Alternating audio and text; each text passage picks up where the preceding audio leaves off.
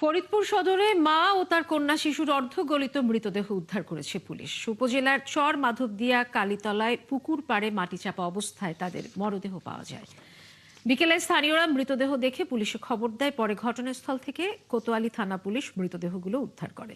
এলাকার মানুষ জানায়, গৃহবধূ জাহেনা আক্তারের সঙ্গে পাওয়া যায় তার 2.5 বছরের শিশু কন্যা সামিয়ার মরদেহ।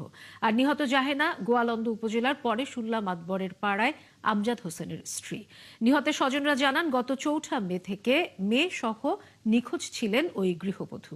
কোতোয়ালি থানায় ভারপ্রাপ্ত কর্মকর্তা আব্দুল্লাহ বিশ্বাস জানান, ময়না তদন্তের জন্য মৃতদেহ মর্গে রাখা হয়েছে। ঘটনার কারণ এখনো জানা যায়নি। একটা পা বাইরে ছিল, কুকুর এই পাটা টানাটানি করে। এক ভদ্র মহিলা এখান থেকে উনি ছাগল চড়াইতে আসে, উনি সর্বপ্রথম দেখেন। তারপরে উনি এই এলাকার লোকজনে ডাকে, তারপরে ওই এলাকার লোকজন কি বিভিন্ন জনকে ফোন দেয়। আমরা অনেক খোঁজাখুঁজি করছি, কোনো জায়গায় ওরে পাইনি। আসতে এই জায়গায় এসে পাওয়া গেল।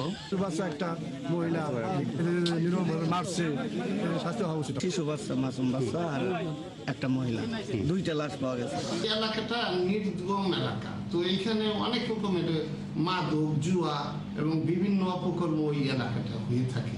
তো এখানে কোনো জনশূন্য এলাকা, কোনো লোকজন দিনে দুপুরেও চলাফেরা করে না, যেই কারণে এই সমস্ত ঘটনা ওইখানে ঘটে। আমজাদ নামে এক ব্যক্তির